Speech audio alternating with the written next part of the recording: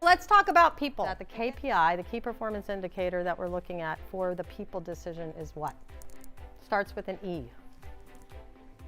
Engagement. Thank you. As measured in our world by the Gallup Q12, we're going to talk about that in a minute. I would have you write down all the names of the people on your team, and then I would have you look at that list and say, would you enthusiastically rehire everybody on that list? If all the people on your team came to you tomorrow and said, Rod, it's been lovely working with you. I really appreciate the opportunity, but I've just taken another job. Would you be jumping up and down?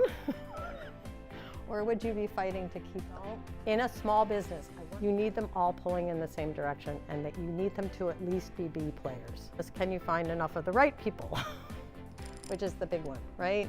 So that may be a people. In fact, I don't know any company that today, any of the ones that we work with, that isn't focused on people as at least a number 1 or number 2 priority. They're doing something in the talent arena. You have to.